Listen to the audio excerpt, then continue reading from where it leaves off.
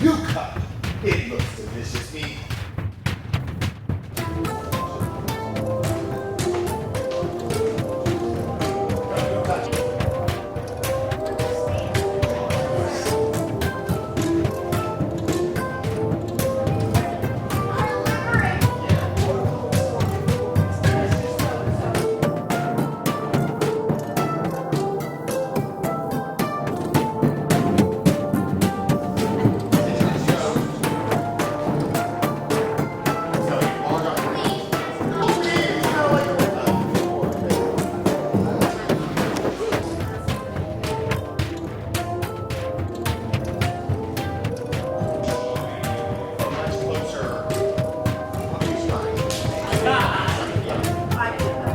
These were still.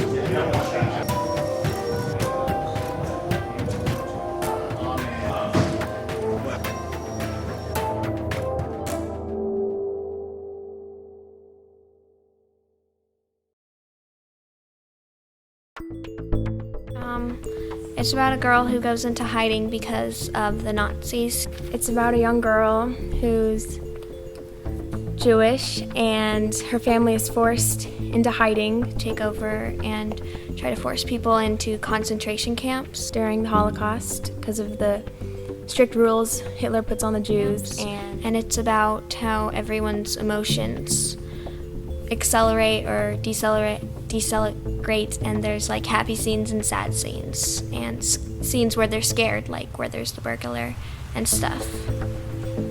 And they live in an annex above her father's business for about 2 years, and it's just about their life in the annex and how they did it and how they, I don't know, they're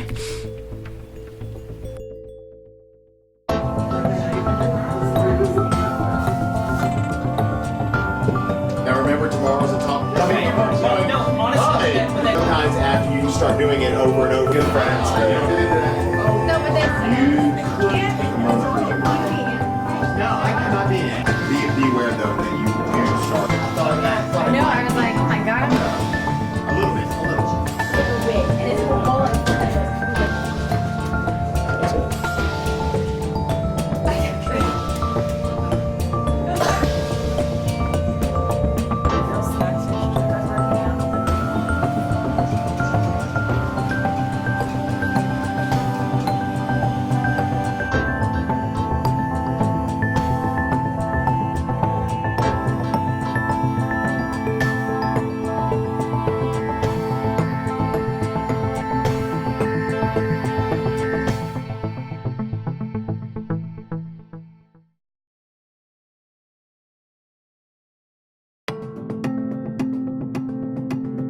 Actually, Gerald Hoover, our artistic director, is the one that chose the play.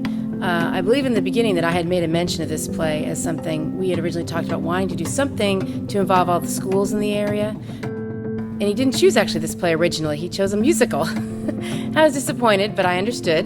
And then the board had done some talking, and this was actually before I was on the board, and they decided to go back and do a straight play and do something where the schools could be involved, and they chose The Diary of Anne Frank.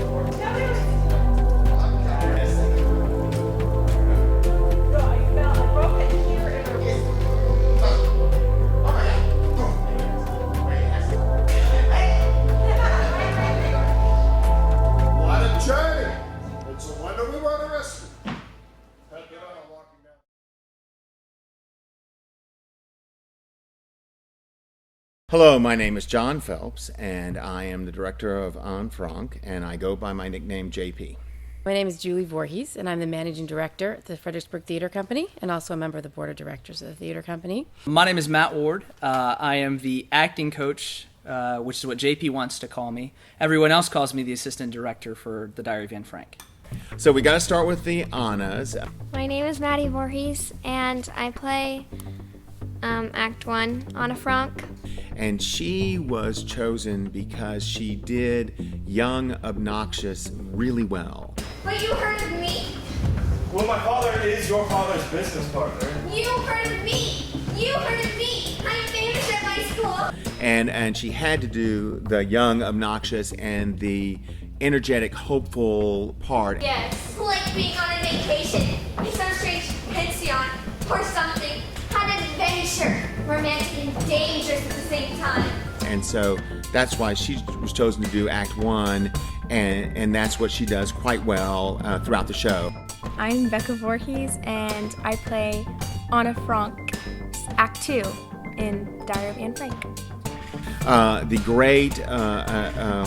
great thing about her sister, Becca Voorhees, as Anna in Act 2, is that she's at that great teen stage where You can see the moon from here.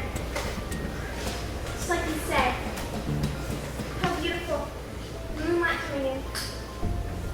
and that was where Anne was during the occupation, so she gets to do that just naturally with Peter in that role. Then We talk about everything with Father. Except Mother. Actually, the girls have done very well on their own. I really didn't help them that much with their lines and things. It was very exciting to audition. Each time it has happened, I have a feeling that I have a sweet secret. And I helped them a little bit with that. But other than that, they've been on their own and working with Matt and JP and doing a great job on their own. Y'all should be dressed alike, correct? Isn't that the theory? Yeah. Well, because she gets hand-me-down, so it will be more like what Margot would. Yeah, but for the transition, they have to be alike. Hang on a minute. I mean, Becca and Maddie are so perfect. Maddie is Act 1 Anna. How do you always do? Brilliant! The way she plays that part is so effortless for her. It comes to her so naturally. I didn't really have to coach her at all. Well, my last monologue's kind of hard because it's more on the sadder side. And it's just harder to be sad than to be happy, and just kind of talking a lot and just moving around the stage a lot and just, yeah, it's hard to be sad. So. But I don't really think I was that much like her. I know Maddie was a lot like her, especially in the first act. She became that character just basically by being herself. And Becca is immensely talented. And Mother, please don't be upset. Can't bear it seeing you this way. it works so well. They look so much alike. They're exactly 2 years apart. The transition between the two, it helps show a time change. That was one of JP's main goals, was to show this vision of a time change. My favorite line is, maybe there's nothing to be jealous of. Maybe he doesn't really like me. Maybe I'm just taking the place of his cat. I like that line. I noticed that. What if there's nothing to be jealous of? Maybe he doesn't really like me. Maybe I'm just taking the place of his cat. I'm Robert Mending, and in this production I play the father of Anna Frank, Otto Frank. Dawn Hahn, Edith Frank. And they had to be a comfortable couple together. Dawn had the hard role of being worrying and reflect the anxiety and the doubt that this was the right decision to have her children go into hiding. And Maybe it's a mistake. Oldest going into hiding together. They say it's better for families to separate. and to lose a little hope in the middle of the show. But then she has a redemptive moment where she, takes charge. I'll find you the money. Oh, Mr. Frank, you said you would never forget what my husband did for you. If my husband had any obligation to you, it's hateful. Otto Frank has the hard role of being being the person that has to believe that this was the right thing to do to save his family's life. The children would never have understood if we had separated. They couldn't have borne it. No more than you or I. But we all know that it wasn't. I mean, he failed at saving his family's life. They got lost and killed by the Holocaust, or during the Holocaust. The bodies of my daughters dumped into mass graves. So that was his challenge, was to be cheerful and positive and do the Otto Frank dad role, and then be devastated at the end because he failed. Why don't they bomb the tracks?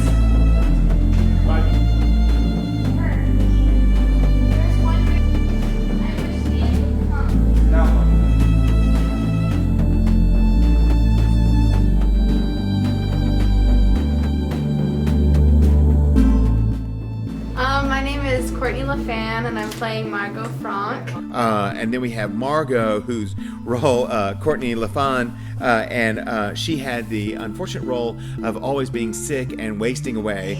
And I'm afraid to let myself think about it.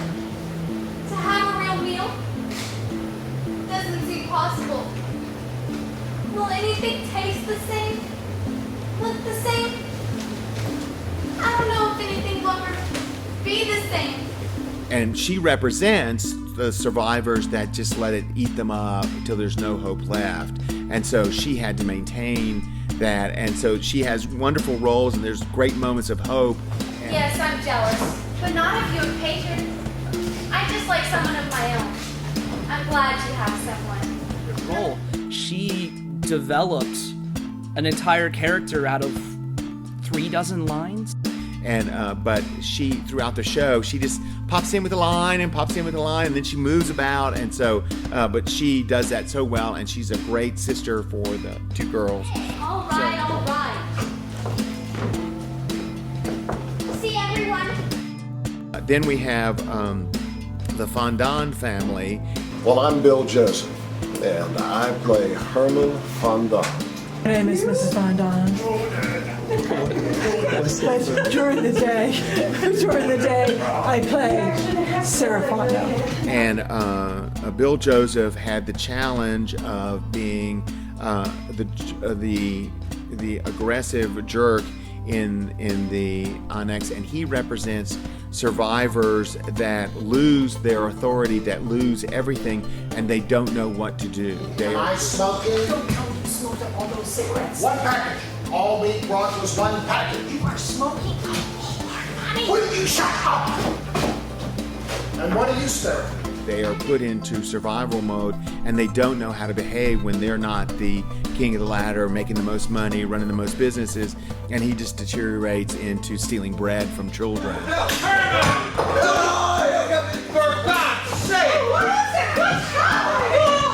And so he really had a hard role to maintain that, and he does it quite well. He can't be cranky, he can't be comic, he has to be serious and aggressive. And in fact, I took some lines away from him that he was kind of mad about because they were funny lines. And The women do seem content, don't they? You can never tell with women. But I think we'll be all right. so, and then you have Sarah Fontenot, who had to be she was comic relief in Act 1. I tell you, Mr. Frog, if this war lasts much longer, we're likely to be related. Oh, look, I had a run. And then she has to turn her character's perception from the audience into being redemptive. At the end, she is the only one, she's the survivor that is saying, hey, we're going to get through this, we're going to get through this together. And that's... I'm going to be making all your old favorites. Sauerbraten with red cabbage and latkes with your cherished applesauce. And so that was really hard to find someone that could do the comic bit and then twist it into to just grab your heart at the end, because there's much more to her than what is let on in Act 1. I'm Zane Phillips. I play Peter Von Don, not Peter. And then their son he represents a survivor that wants to fight because he wanted to, he was mad about being branded. He was mad about being put into hiding. He's the one that wants to go out there and get the burglar. He's the one that wants to do something, and that's what he represents as a survivor. And You can't throw something that they branded you with. That they made you wear so they could spit on you? as also he has to be part of that awkward love story with Act 2 Anna, and so If it wasn't for you, I mean, you're always a big help to me. So Zane was chosen for the part because he can show that anger, and it's not angry with his parents, it's angry with the authority and with the war and with the youth, being his life being just destroyed by the war. Yeah, he's filmed for the show. He's sit her voice down. I haven't gotten it right yet. I'm crying. No,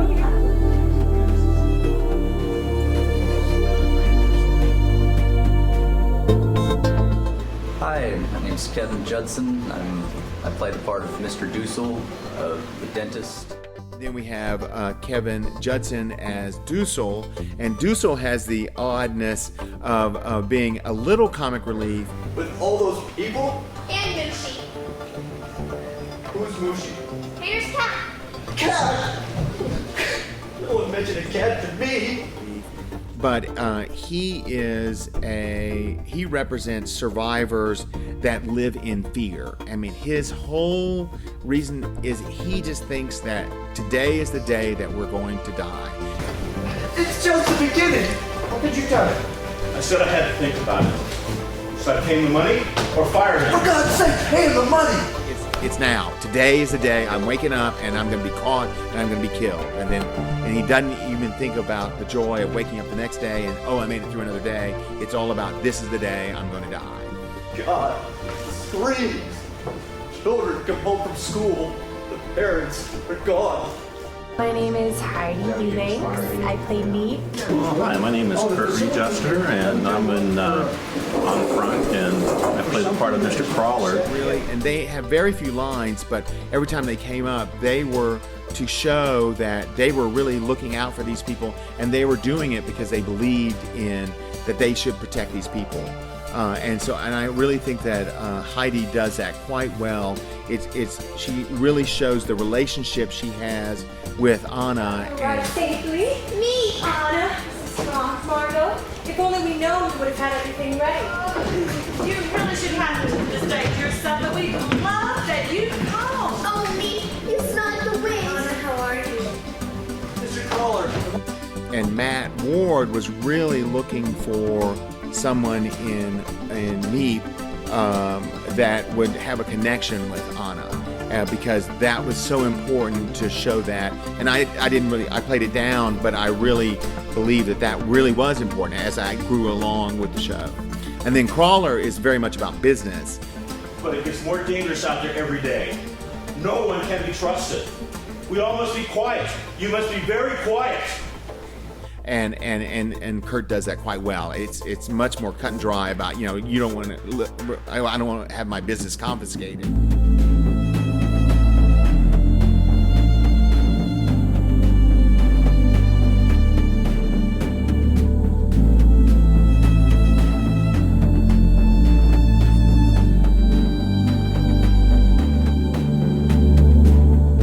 Yes, Tim Lafferty played Nazi number 1. And Carrie Goff, who was also the scene builder, the set builder, plays Nazi number 2, and then Kelly Dooley plays the Dutch administrator. And the cat Moochie is played by a rag, and the rat is played by a plastic rat that is not part of Equity. Yes. I had worked with Nancy Weeding before. She's the stage manager, and she does a remarkable job, and all my worries are always gone whenever she shows up, because she thinks about 4 steps ahead of me, and she knows what to have on stage. Bill Sad did lighting operations, and I have worked with him before on working on the lighting designs, and we have worked well together. We always have arguments, but we do work well together, and I really wanted him to be part of the light board and work that. Amber Nani did costumes with Catherine Peterson and some other people. I'm sorry, I don't know all the names of the costumes. And I asked her if she'd do costumes, and she said yes, and she wholeheartedly took it on. I mean, it's a real pain, and I'm not really good with costumes, and so she did a great job of period pieces and making sure they could come in and off. Then we have Nancy Fields, who did the props, which are amazing. She researched online all the photos of the room. She made sure that Marlena Dietrich photo is what they had in the deal. And Paula Dean, of course, does all the makeup, and she's just wonderful, and it's a great asset to have that. And then Debbie Phillips did costumes for Seussical, and she helped out Amber with costumes too, and she does hair stuff and stuff like that. So.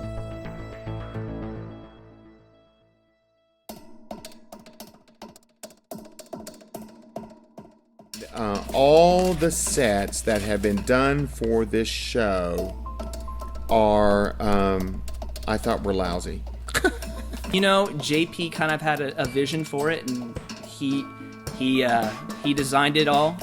I worked a lot with Carrie when he was building it. I thought that the entrances and exits were so important about their occupation in this secret annex that I decided that the set would start with the entrance. I mean, their only exit was their most important thing about the whole set. So I had to figure out how to make the entrance, the bookcase entrance, be the center of the set. And so our problem here is we have no basement. We have no subflooring. And so I had to build the set up enough so that people could duck under and come in. And that's when I came up with the idea of having the table, which is up there, the table as giving you even a higher surface so that people can come up under the tunnel. That I tried to make the set look like it's a little island with darkness all around it, so that an island of light, and so that they would feel more, the audience would perceive that they're more isolated. But it really is all about the entrance. We really wanted to make it look like there are bars everywhere. And so the black stripes that are going up are really, they were in their own little prison. And so I tried very hard in the design to keep it looking like they were behind bars, or they were in a sort of prison atmosphere. Yeah, the hockey pucks are kind of prison-y. They're supposed to be rafters, but they're also kind of like prisons for American audiences, yeah. The person that I think makes this show work and successful is Carrie Goff. I mean, you look at this set, it looked great conceptually, but the man built this with his two hands, and I couldn't do it. Hi, my name is Carrie Goff. I'm the Artistic Operations Manager here at Fredericksburg Theater Company. What I do is, to make the floor look like planks of wood, I do a wet blend of 3 different colors, and in this one I used kind of a light yellow, kind of a light brown, and a gray. And you kind of do this wet blend of taking each color, painting, and switching colors, and before you know it, you kind of have this Schubert ice cream look. Then you start with after that you go with a really dark brown, and you start dry brushing to give that kind of wood grain look, but that really old wood grain look. Then I add the black lines for the planks to see that separation of each plank of wood. Then I do a little bit of white on there to give a highlight on top of that brown. And then I finish off, I take some really thin down black, I take my brush and I spattered little black dots all over it just to give that really, really weathered look, because that's what we wanted. And that's how you get the floor.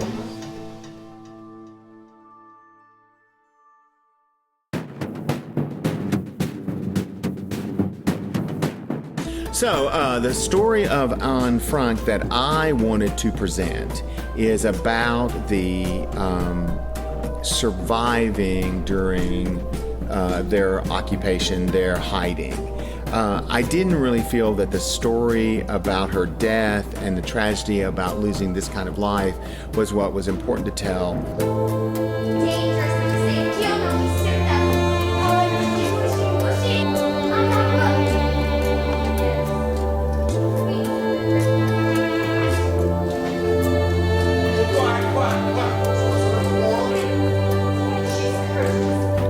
whole focus on the presentation that we did for the show was about how she kept hope alive, how she used her faith to that she was going to survive this. And I also wanted to contrast in the 8 people that were in the annex on how do you survive a intolerable occupation.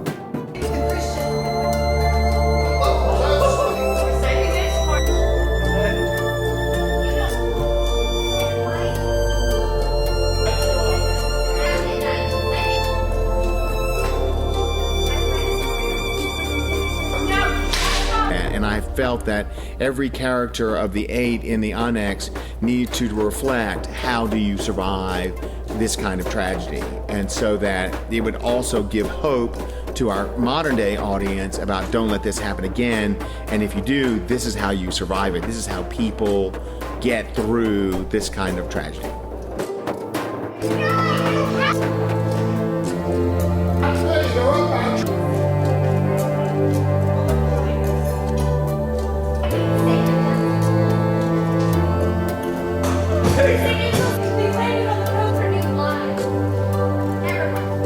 So in all the way that I staged it and the way that we presented it, it was all about the hope that Anna Frank kept in her heart in surviving.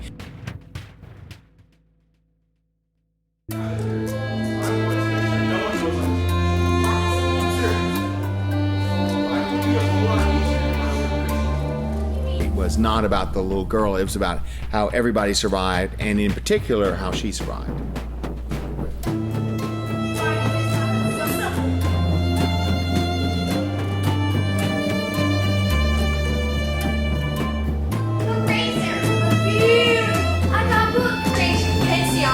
Or something, an adventure, romantic and dangerous at the same time. Because I still believe, in spite of everything, people are truly good at heart.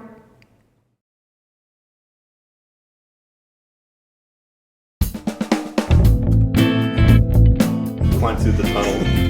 Yeah, that's a real challenge.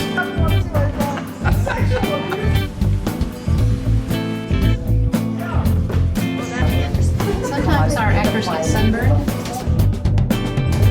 You know, there's these vibrations, and then in the air, they make these kind of funny things happen.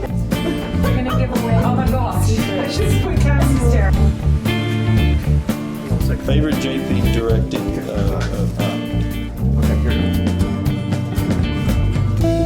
I don't like it. I'm thinking I'd like a little bit more anger.